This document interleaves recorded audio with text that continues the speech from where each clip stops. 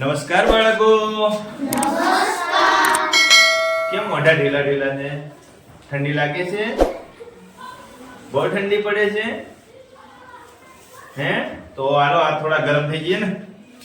ધોરણ 6 માં પ્રકરણ 7મો અપૂર્ણાંક સંખ્યાઓ. ઠંડીનો ઉડાડતો વિષય એટલે ગણિત. કેવું તરત જ મગજ એક્ટિવ થઈ જાય ને, વિચારવા લાગે ને, દોડવા લાગે. જેનું મગજ ગણિતમાં દોડશે ને એને જ મજા આવશે, બાકી મજા આવશે નહીં. તો ચાલો કયો ટોપિક પહોંચ્યા હતા ભાઈ? આગળનો ટોપિક છે સમછેદી અપૂર્ણાંક. તમને ઘણા બધા દાખલાઓમાં શું કીધું મેં? તમને ઘણા બધા દાખલાઓમાં નીચે છેદ સરખા આપી દીધા જશે. જો અહીંયા એક ઉદાહરણમાં આપી દીધું છે. શું આપી દીધું છે? આ છેદ સરખા આપી દીધા છે. દેખાય તમને અહીંયા? બધાયમાં 15 છે. અહીંયા જો થોડું અલગ છે, અંશ સરખા આપી દીધા છે. બરોબર? તો આવું આપી દીધેલું હોય તો આમ જોઈને સમજી જવાનું કે ભાઈ છેદમાં સરખાપણું છે. ના હોય તો શું કરવાનું? તો ના હોય તો રકમમાં જે માંગ્યું હોય ને એને અનુકૂળ છેદ સરખા કરવાના છે. તો ચાલો આપણે છેદ સરખા કરવાના. જો છેદ સરખા આપેલા હોય તો સમછેદી કહેવાય, ના સરખા હોય તો વિષમછેદી કહેવાય. એટલે કે અલગ અલગ વિષમ છે. બરોબર? આગળ જોઈએ. સમછેદી અપૂર્ણાંક એટલે તો જો જે અપૂર્ણાંકના છેદ શું લખ્યું છે સરખા હોય તો તેવા અપૂર્ણાંકને સમછેદી અપૂર્ણાંક કહે છે. જેમ કે એક અપૂર્ણાંક આપ્યો છે 5/6, 7/6, 11/6, 13/6. આમ છે હો ભાઈ, 13/6. આમ છેદમાં ગણવાનું. બરોબર? આ બધા અપૂર્ણાંકો કેવા છે? સમછેદી અપૂર્ણાંક છે. હવે વિષમછેદી અપૂર્ણાંકનો મતલબ શું થાય? તો કે જે અપૂર્ણાંકના છેદ સરખા ન હોય. શું હોય? સરખા શબ્દ હું વાપર્યો? ન હોય તેવા અપૂર્ણાંકને શું કહેવાય? અહીંયા v ક્યાં જતો રહ્યો ભાઈ? વિષમછેદી. બરોબર? વિષમછેદી અપૂર્ણાંક કહે છે. જેમ કે આના છેદમાં 5 છે, આના છેદમાં 7, આના છેદમાં 3, આના છેદમાં 11. અલગ અલગ છેદ હોય એને વિષમછેદી કહેવાય, સરખા હોય એને સમછેદી કહેવાય. આ બંને વ્યાખ્યાઓ પૂછાય, એક એક માર્ક્સમાં પૂછી શકે કે ભાઈ ઘણા બધા અપૂર્ણાંક આપી દીધેલા હોય, તમને કહી દે કે ભાઈ નીચે આપેલા અપૂર્ણાંકોને સમછેદી અને વિષમછેદી અપૂર્ણાંકમાં વર્ગીકરણ કરો. 3 માર્ક્સનો પ્રશ્ન હોય અને તમને 6 અલગ અલગ પેટર્નમાં અપૂર્ણાંક આપ્યા હોય. તમારે વિષમછેદી હોય એને જવા દેવાના વિષમછેદીમાં, સમછેદી હોય એને ક્યાં જવા દેવાના? સમછેદીમાં. કેમ તમે વર્ગીકરણ કેમ કરશો? તો વર્ગીકરણ આમ કરવાનું, અહીં લખી નાખવાનું ભાઈ સમછેદી, અને અહીં લખી નાખવાનું વિષમછેદી. બરોબર? બંનેના ભાગ પાડી દેવાના. એક અહીં લખી નાખવાનો, એક અહીંયા લખી નાખવાનો, બીજો અહીં લખી નાખવાનો, બીજો. બરોબર? એ રીતે બંનેમાં ભાગ પાડવાના. ભાગ એટલે અલગ અલગ કરવાના. એને શું કહેવાય? વર્ગીકરણ. શું કહેવાય? વર્ગીકરણ કર્યું. કે ભાઈ આખો ખીચડો હતો, આપણે નથી વર્ગીકરણ કરતા કે ચાલો ભાઈ છોકરીઓ પહેલા જાઓ, તો કોઈ છોકરો જાય નહીં જાતો? ના જાય. પછી કહું ચલો છોકરાઓ જાઓ, તો અલગ અલગ વર્ગીકરણ કર્યું ને. એમ કહું ચલો જાઓ તો બધા ઉપડે ને, ફોરરો દઈને દોડે. પણ અલગ અલગ કીધું હોય તો અલગ અલગ જાય ને. જે સમજુ હોય, વ્યવસ્થિત હોય, છોકરી જેવો હોય તો દોડે, હંકાર દોડે. પણ વ્યવસ્થિત સમજદાર વ્યક્તિ હોય એને ઈશારો કરીએ કે ભાઈ છોકરીઓ પહેલા જાઓ, એટલે છોકરીઓ લાઈન બંધ જાય. છોકરાઓ પહેલા જાઓ તો છોકરાઓ લાઈન બંધ જાય. આને શું કહેવાય? વર્ગીકરણ. શું કહેવાય? વર્ગીકરણ. ચાલો અહીંયા પ્રયત્ન કરવામાં છે કે તમે એક બોટલ લો, તેમાં 1/5 ભાગનું જ્યુસ લો. તમારી બેનને પણ એક બોટલ આપો, એમાં 1/3 ભાગનું જ્યુસ લો. બંને બોટલ સમાન હોય તો તમારા બેનનેમાં કોની બોટલમાં વધારે જ્યુસ હશે? બોટલ સમાન હોય કેમ બનશે ભાઈ? આમ ક્યાં માંગે છે? આ એક બોટલ છે, કેટલા ભાગ છે? 5. એટલે 1 2 3 4 ને 5 ભાગ છે. 1/5 ભાગનું જ્યુસ લો. 5મા ભાગનું જ્યુસ લેવાનું છે. એટલે આમાં 5મા ભાગનું જ્યુસ. આ એક એવડી ને એવડી બોટલ છે, એમાં 3 ભાગ છે. એમાં ત્રીજા ભાગનું જ્યુસ લેવાનું કે છે. 3માંથી એક જ ભાગ લેવાનું કે છે. કયો જ્યુસ વધારે કહેવાય? બધા આકૃતિ જોઈને ખબર ના પડી જાય? હે? આમ ન ખબર પડે કે ભાઈ આ વધારે છે કે આ વધારે છે. આમ ન ખબર પડે. આમાંથી નાની સંખ્યા કઈ કહેવાય ને મોટી સંખ્યા કઈ? વિચારો, એક સફરજન છે. ચાલો કલ્પના કરજો, કેટલા સફરજન છે? એક જ સફરજન. એક સફરજનના 5 ટુકડા કરો. કરે? ચાલો એક સફરજનના 3 ટુકડા કરો. કયો ટુકડો મોટો થાય? કયો ટુકડો મોટો થાય ભાઈ? 3 ટુકડા કરો એ મોટું ના થાય? હે? આ સફરજન અને આ બીજું સફરજન, આ 3 ટુકડા કર્યા. આ 5 ટુકડા કર્યા. જોજો 2 3 4 અને આ 5 ટુકડા કર્યા. કયો નાનો ટુકડો થાય? આમાંથી એક ટુકડો આપું તો નાનો ના થાય? આ મોટો થાય એટલે આને મોટું કહેવાય. સમજણ પડી? એ વસ્તુ તમને અહીં બતાવી. બોટલનો 5મો ભાગ એટલે આટલું પાણી મળે તમને. જ્યુસ કેટલો મળે? આટલો. અને આમાં જ્યુસ જો વધારે મળે. બોટલ તો સરખી જ છે ને? ત્રીજા ભાગનું જ્યુસ એટલે તમારે કહેવાનું કે 1/3 જે બોટલ છે એમાંથી જ્યુસ વધારે મળશે. સમજાય છે? આ વસ્તુ તમારે સમજવાનું છે. જો એ વસ્તુ સમજી ગયા એક વખત તો તમે આવા વ્યવહારિક કોયડાઓ સરળતાથી કરી શકશો. બીજો પોઈન્ટ આવે છે કે સમછેદીય અપૂર્ણાંકની સરખામણી કેવી રીતે કરશો? તો ચાલો આપણે સરખામણી કરીએ. જો આ રે 2/5 3/4 1/5 7/2 આ બધા જેમાં સરખા હોય એની સરખામણી કરવાની. કેવા હોય? સમછેદી હોય. આમાં કયા કયા સમછેદી છે? પાંચડાવાળા. છે પાંચડાવાળા? આ બધા સમછેદી છે. બાકી બધા અલગ છે. જો છે ને અલગ? એકમાં બગડો છે ને એકમાં ચોગડો છે ને એકમાં સાતડો છે. તો એને જોઈને તમારે સમજવાનું છે કે જેના છેદ સરખા છે એની સરખામણી થાય, એને જ સરખાવવાના છે, એને જ એક બાજુ બીજા કોર્નરમાં ભેગા કરવાના છે. એટલે એને શું કહેવાય? સમછેદી અપૂર્ણાંક કહીશું. આગળ પ્રયત્ન કરો માં આપેલું છે. શું આપેલું છે ભાઈ? જુઓ નીચેનામાંથી કયો અપૂર્ણાંક મોટો છે? સમજજો ભાઈ. પહેલું આમ છે 7/10 અને 8/10. કોઈ 7 વસ્તુ છે? કોઈ 7 વસ્તુ છે? 10 માંથી કેટલી વસ્તુ છે? 7 છે. અને 10 માંથી કેટલી વસ્તુ છે? 8 છે. તમને 8 છે વધારે લાગશે. એક વસ્તુ સમજો, તમને 8 વાળું વસ્તુ તમને વધારે લાગશે, પણ એના 10 ભાગ કરો તો મોટો ટુકડો કોનો આવે? 8 માંથી. કોના ટુકડામાંથી આવશે? 8 માંથી. તો મોટી કોને કહેવાય? 8 વાળી. તો મગર કોની બાજુ મોઢું ફાડશે? જ્યાં વધારે હોય ત્યાં. બીજું, જો સમછેદી છે એટલા માટે આ વસ્તુ સરળ થઈ જશે. 11/24 અને 13/24. આમાં મગર કોની બાજુ મોઢું ફાડશે ભાઈ? નીચે તો છેદ સરખા છે, ઉપર અંશ કોનો મોટો છે? 13 નો. તો મગરનું મોઢું કઈ બાજુ પોળું રહેશે? 13 બાજુ. કેમ? તો કે ત્યાં આગળ એને ખોરાક વધારે મળશે. મળશે ને?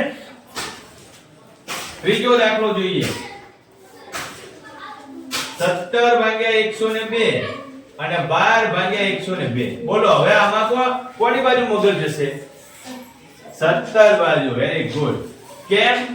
તો કે ત્યાં આગળ એને ખોરાક વધારે મળશે. બરોબર? સરખામણી કરો, સરળ છે. સમછેદી હોય ને એટલે સરળ છે. સમછેદી હોય એટલે સરળ છે. કેમ? તો કે આપણે અંશમાં જ જોવાનું, નાનું મોટું અંશમાં જ નક્કી કરવાનું, એટલે ખબર પડી જશે. નીચેના અપૂર્ણાંકને ચડતા ક્રમમાં ગોઠવો. ચડતો ક્રમ અને ઉતરતો ક્રમ આ બંને ક્રમમાં ગોઠવવાના છે. તો ચાલો પહેલો દાખલો છે એ 1/8 5/8 અને 3/8 સીધે સીધું ચડતા ક્રમમાં લખી નાખીએ. ચડતો ક્રમ એટલે સૌથી મોટી સંખ્યા. કઈ મોટી સંખ્યા થશે? 8 માંથી 1 8 માંથી 5 કે 8 માંથી 3. ઉત્તરતો ક્રમ લખીએ પહેલા. કયો લખીએ? ઉત્તરતો.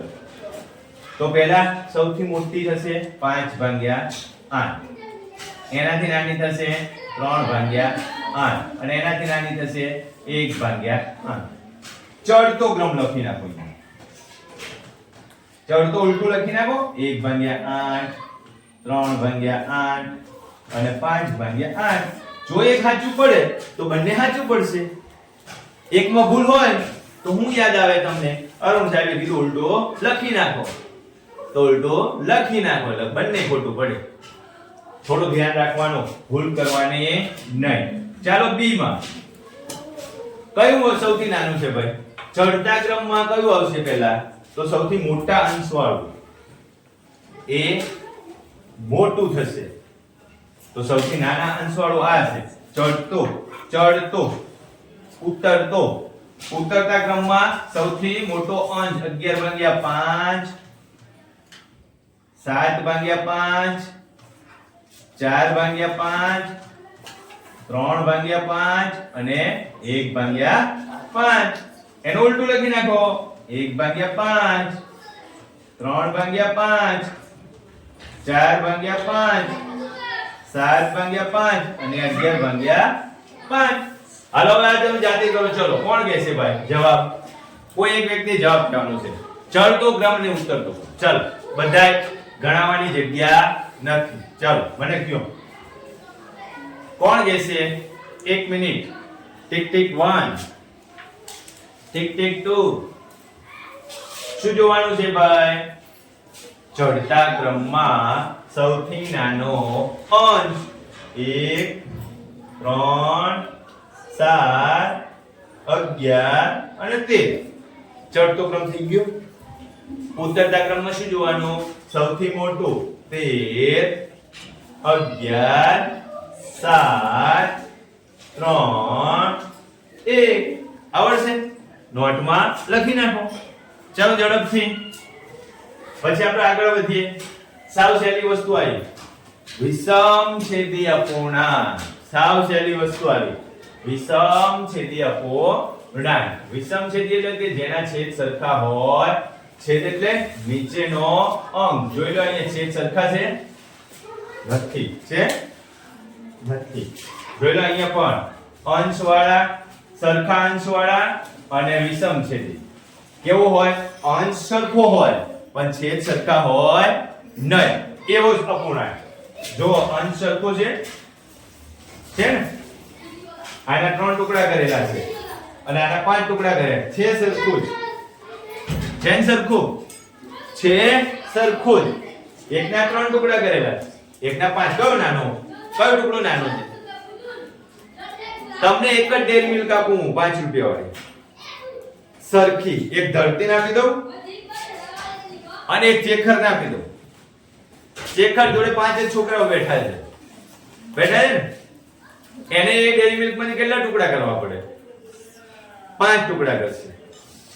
ધરતી જોડે 10 છોકરીઓ બેઠી છે ને? 10 ગણી લો. 10 ટુકડા નાના. કયો ટુકડો નાનો થાય ભાઈ? ધરતીની ચોકલેટ માંથી કે ચેખરના ચોકલેટ માંથી?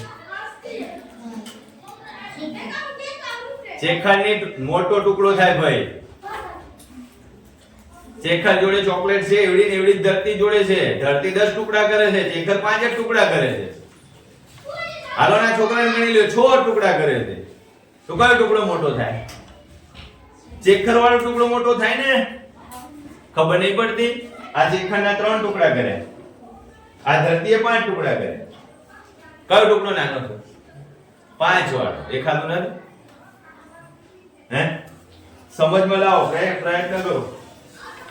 સમછેદી અપૂર્ણાંક ફરીથી આવી જેના છેદ સરખા હોય સમછેદી અપૂર્ણાંકમાં શું કીધું તો જેના છેદ સરખા હોય જેમ આનો 6 છે આનો પણ 6 છે આનો પણ 6 આનો પણ 6 આ બધા જ અપૂર્ણાંક કેવા કહેવાય સમછેદી અપૂર્ણાંક અહીંયા જો વિષમછેદી શું શબ્દ વાપર્યો તો વિષમછેદી જો બધામાં છેદ સરખા નથી એકયમાં છેદ સરખો નથી તો આને શું કહેવાય વિષમછેદી છેદ સરખા ન હોય તેવા અપૂર્ણાંકને અહીંયા સમછેદી વપરાઈ ગયું છે ત્યાં આગળ શું લખવાનું છે વિષમછેદી અપૂર્ણાંક કહે છે સાવ સહેલું છે ને જેનો છેદ સરખો ન હોય એને વિષમછેદી જેનો છેદ સરખો હોય એને સમછેદી બરોબર યાદ રાખજો આગળ શું છે નીચેના અપૂર્ણાંકોને ચડતા ક્રમમાં અને ઉતરતા ક્રમમાં ગોઠવો ચાલો ગોઠવીએ અહીંયા હું લખી નાખું છું ચડતો ક્રમ અને આ બાજુ લખી નાખું ઉતરતો ક્રમ યાદ રાખજો ભાઈ ઉતરતા ક્રમમાં શું હોય મોટાથી નાના તરફ બરોબર આમાં ચડતા ક્રમમાં શું હોય તો કે નાનાથી મોટા તરફ રેડી પેલામાં મોટાથી નાના તરફ અને આમાં નાનાથી મોટા તરફ તો તમારે શું ધ્યાન રાખવાનું તો કે છેદ તો સરખા છે સરખા નથી સરખા કેટલા ટુકડા કરવાના છે એની ઉપર ધ્યાન રાખવાનું જોજો આના સૌથી વધારે ટુકડા કરવાના નાનો થયો 1/50 થી નાનો થાય તે પહેલા લખીશ આના 23 ટુકડા છે એ નાનો છે આના 17 ટુકડા છે ઈ પણ એનાથી 9 એનાથી 7 અલ્યા 12 રહી ગયો વચ્ચે આ 12 રહી ગયો ને 12 9 1/7 અને 1/5 આ થઈ ગયું ચડતો ક્રમ કોનો વધારે થાય તો કે ઓછામાંથી ઓછો ટુકડો આપવાનો છે સમજણ પડે છે 5 નો એક જ ટુકડો છે આ 50 ના એક ટુકડો 50 છે એમાંથી એક ટુકડો મોટું થાય ને પેલો નાનો થાય ચલો આનો ઉલટો અહીંયા લખી નાખો 1/5 1/7 1/9 1/12 1/17 1/23 અને 1/50 રેડી આમાં કયો હાલો બીજામાં જો સૌથી મોટું કયું છે 17 વાળું એટલે 1/17 પછી 13 ઉપર 3 છે હો ભાઈ એટલે આપણે એક નહીં લખવાનું શું લખવાનું આ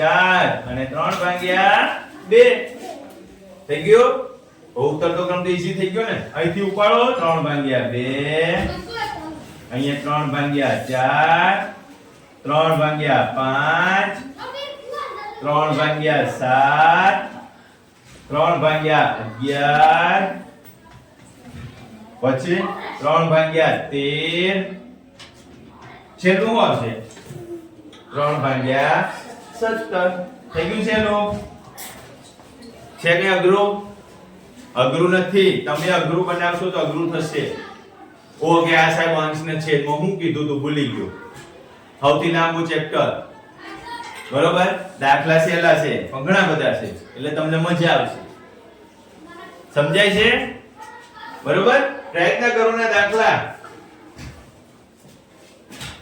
ગણવાના છે કેમ તમે પ્રયત્ન કરશો તો જ તમને આવડશે બરોબર તો બધા દાખલા ગણી 2 વખત ગણવા પડે તો 2 વખત ગણો 3 વખત ગણવા પડે તો 3 વખત ગણો કેમ તો તમે પ્રયત્ન કરશો પ્રેક્ટિસ કરશો તો જ આગળ વધી શકાય બરોબર તો જ તમને આગળના સ્વાધ્યાયના દાખલા આવડશે. અહીંયા સ્લાઇડ પૂરી થઈ ગઈ. આપણે અહીં સુધી રાખીએ. ઓકે, આવજો.